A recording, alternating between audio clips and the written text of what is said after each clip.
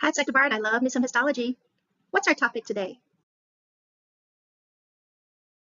Hello and welcome to the wonderful world of histology. Yay, histology, go! So most of my images are from these sources here, textbooks, atlases, websites. I'm not sure if there's Enkis floating around that you can use, but definitely if you do want to start some Enki of just visual recognition, that would be a great start. I am also trying to create my own, Nordicom histology image bank. So if you are interested, hit me up. What is histology? It's the study of microscopic structure and composition of biologic tissues, which is a branch of anatomy called microscopic anatomy or microanatomy. It can also overlap with pathology. You may come across the term histopathology, where we're studying the microscopic detail and identification of diseased tissue. In the structure and function course, we're going to evaluate the normal histology of four major tissue types. We're going to start off with nervous system, and then we will cover muscle, connective tissue, and epithelium. Recall from cell biology, the cell is outlined by a plasma cell membrane that keeps everything in. Within the plasma membrane, you have hydrophobic, hydrophilic phospholipid bilayer, cholesterol proteins, glycoproteins, and the role of these, the cell membrane is to have some type of communication with the outside world. It can have receptors, it contains everything within the cell, even electrolytes, and all the juices inside the cell cytoplasm. Within the cell contents, the cytoplasm can contain various organelles, like endoplasmic reticulum. If it has ribosomes attached to it, it's called the rough RER. If it's without, it's called the smooth RER. You can also have Golgi body apparatus, mitochondria, lysosomes, vacuoles, etc. Within the nucleus, the main thing that's in there is your chromatin and nucleolus, and also don't forget the nucleus is surrounded by a nuclear membrane. So from the previous slide, we understand what a single cell looks like. Histology actually explains the visualization and the physical features of cell shapes. We're actually not going to see figures, but we're actually going to see the actual cell on light microscopy or ultrastructure. We can also see its cell compositions, and specifically these organelles on ultrastructure, and then also, and even nucleus and cytoplasm on light microscopy. We also want to see how the multiple cells are connected to each other and how they're arranged into various tissue arrangements. Histology integrates with physiology regarding its cell function and what properties it can do, like secreting and making certain hormones, etc., or proteins and enzymes. And so you will be seeing some integration of histology with physiology in this course. In this course in particular, I want you to really look at the visual aspects of histologic cell features. It's very important to know the normal now, because when we get into pathology in the second year, we need to be able to know, okay, that does not look normal. And so we need to be able to recognize that that cell has gone into an abnormal disease state. Four essential properties. Cells need to produce and renew, so we're going to be talking about certain stem cells and their specific cell differentiation, and if they are capable of differentiation. Certain cells and tissues we need to identify, so what is their cell or tissue type? What do they function regarding their cellular and tissue structure? Cell adhesion, we're going to talk about cells that are how they're connected to each other, and then how cells communicate with each other within a tissue, because they just don't ignore each other. Some cells do, but most cells will communicate. Yes, you have introverted cells as well as extroverted cells. Time you get your digital images, how do we get to that point? How do we obtain tissue samples? Tissues are removed, and then they will be sectioned. Then they will be processed and embedded into paraffin. Once they are embedded into paraffin, we will section those tissues and transfer them onto glass slides, where we will stain them to help further identify the cell or tissue type. So we will review the glass slides in the laboratory, and in the lectures, you'll be seeing various digital images. In two major forms, light microscopy or transmission electron microscopy. Light microscopy is where light is passed through tissue samples, creating an image. Tissue staining, and the purpose of tissue staining is to identify tissues, outline tissues and cell components, and identify normal or disease states. The main H&E or hematoxylin and eosin stain is a standard stain. Hematoxylin can stain nuclei, chromatin, ribosomes, deep blue, basophilic, blue is basophilic, or eosin stains for cytoplasm, collagen, or connective tissue, pink, acidophilic. Aside from H&E staining, you can have cytochemical stains, where cytochemical reactions occur on the glass slide with certain dyes to identify certain structures, molecules, and organisms. Examples of some commonly used stains that can help identify microorganisms are your Gram stain, your AFB for TB, Ziehl-Neelsen stain, or your India ink for a fungus called Cryptococcus, particularly in the cerebrospinal fluid. Red blood cell smears, like a peripheral blood smear, will be stained with a Wright stain or a Wright Giemsa stain. And then proteins can be highlighted by PAS stain, and other stains such as silver stain can highlight basement membrane and other microorganisms like fungus, an H. pylori bacterium, or iron stain can help identify iron deposits. Under special stains, you also have immunohistochemical stains. Recall this concept from Dr. Romana's lecture. So I need you to bring old material to current material. We're building, we're boards reviewing, and we're adding to our knowledge bank.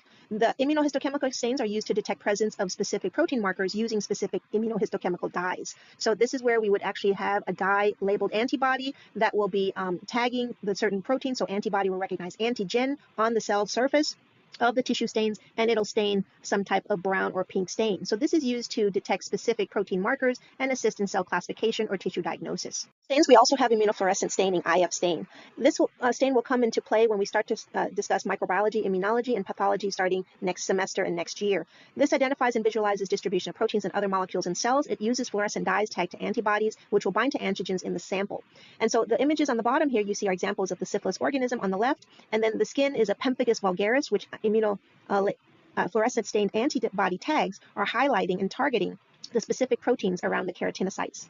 Microscopy is called transmission electron microscopy, TEM, or generally termed EM. It uses high energy electrons transmitted through solid structures in order to visualize normal and abnormal cell ultrastructure. Ultrastructure is the key. The image on the left here, we see actually we have glands with a nucleus. The ribbon-like structures are RER, and the dark brown to gray structures there are your secretory granules. On top right, you have a muscle fibers containing your muscle actin and myosin and your contraction bands.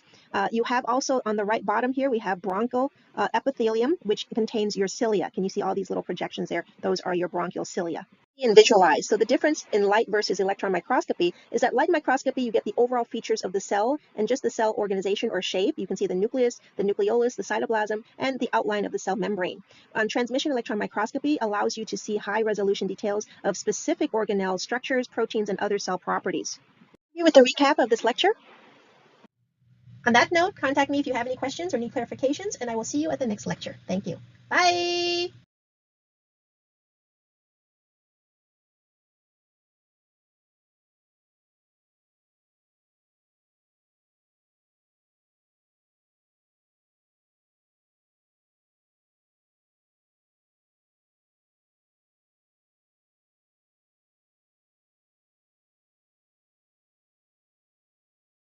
Hi, it's Dr. Barr, and I love me some histology. We're going to talk about neurons.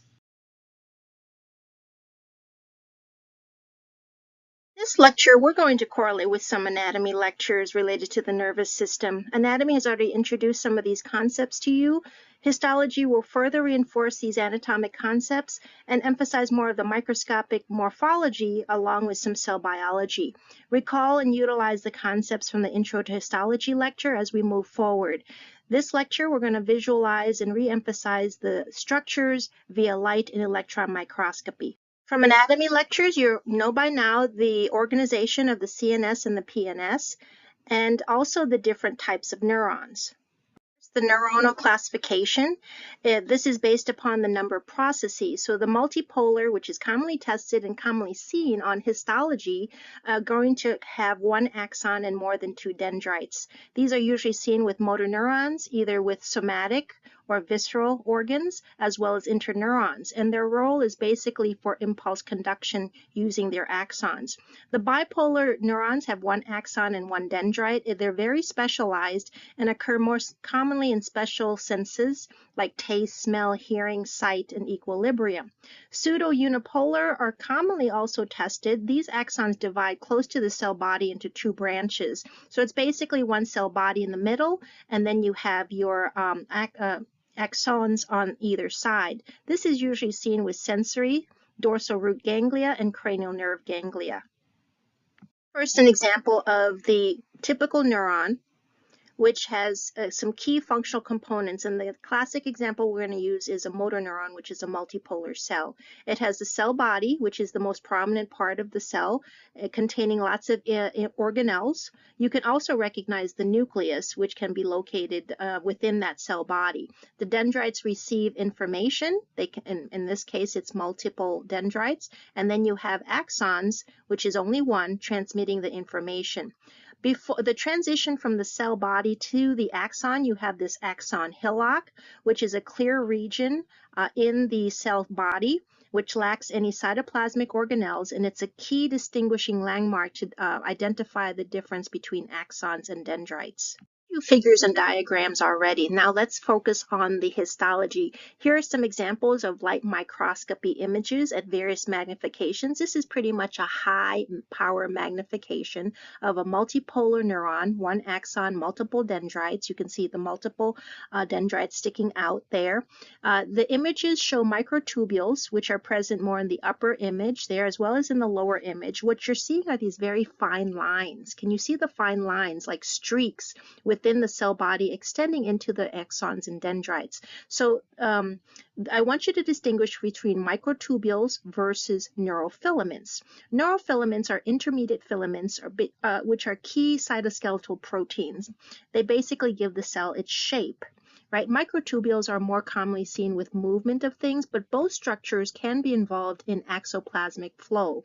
Both structures, like I mentioned before, can be present in the cell body, axons, and dendrites. These neurons in general are present throughout the CNS. Light microscopy, I want you to be able to identify the nucleus with the prominent nucleolus, that's dot in the center of the nucleus. Of course, the cell body is the predominant portion of the neurons, containing Golgi bodies and rough endoplasmic reticulum. Now, keep in mind, from the Intro to Histology lecture, Golgi body and RER are not really recognized visually, right? However, some cells, because these cells are protein producing, they're going to have a lot more abundant RER. And the special stain, which is a toluidine stain, is identifying these Nissl bodies, which reflect the RER and the ribosomes attached to them. So you can see that there's a lot of it, making the cell cytoplasm look very clumpy. So we can't really see the Golgi body per se, but do know from cell biology that in order to make protein, you need the rough endoplasmic reticulum with the ribosomes, right, for translation, and protein production, as well as Golgi body to package these proteins. And talk about the histology of the spinal cord. Keep in mind that when you look at the spinal cord, and particularly with this kind of staining, the lighter area is going to be the white matter, composed of nerve fibers, basically myelinated axons, that pale area. The denser, bluer, purplish area, the center, you can have your dorsal and ventral horns. They're going to contain the actual neuron cell bodies. So don't forget, dorsal is sensory, ventral is motor. The way I think of it is like if you're petting a cat, right? The back of the cat, you're petting the cat, so they're feeling the petting on the back. And then, of course, the ventral area is where they have the legs. And so that's where they can either kick you from too much petting or run away. And then you look at the roots. You don't forget you have your ventral and dorsal roots. Now, the ventral roots have the motor neuron axons, the axons. The dorsal roots actually contain neurons, okay, actually contain the sensory neurons. We're going to go into more detail